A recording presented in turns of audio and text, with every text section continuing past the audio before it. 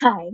இந்த வீடியோல நெறைய வெஜிடபிள்ஸ் போட்டு ஹெல்த்தியா, அத என்ன ரொம்ப காம்ப்ளிகேட் பண்ணாம சிம்பிளா ஒரு வெஜிடபிள் ஒயிட் குருமா எப்படி பண்றதுன்னு பார்க்கலாமா?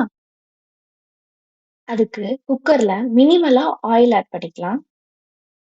ஆயில் ஹீட் ஆனதும் 2 பீஸ் பட்டையும், கொஞ்சம் சோம்பு ஆட் பண்ணிக்கலாம். அப்புறம் ஒரு மீடியம் சைஸ் ஆனியனும், 2 பச்சை மிளகாயும் ஆட் பண்ணிக்கலாம்.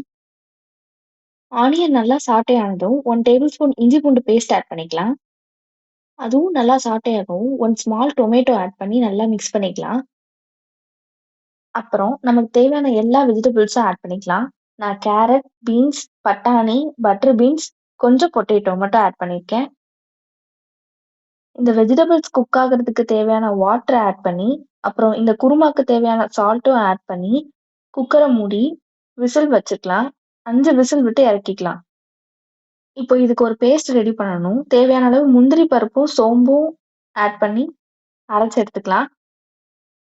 5 விசில் வந்ததுக்கு அப்புறமா கேஸ ஆஃப் பண்ணி, விசில் ரிலீஸ் பண்ணிட்டு, ஓப்பன் பண்ணி நல்லா மிக்ஸ் பண்ணிக்கலாம். ஸோ, இப்ப இப்படி இருக்கும். அந்த பேஸ்ட்ட ஆட் பண்ணதுக்கப்புறம் நல்லா க்ரீமியா மாறிரும். ஸோ, நம்ம அரைச்சு வச்ச பேஸ்ட்டையும் ஆட் பண்ணி நல்லா மிக்ஸ் பண்ணிக்கலாம். ஸோ, அவ்வளோதான். இதுக்கப்புறம் நம்மளுக்கு எந்த கன்சிஸ்டன்சில வேணுமோ, அப்ப ஆஃப் பண்ணி சர்வ் பண்ணிக்கலாம். White kurma ready.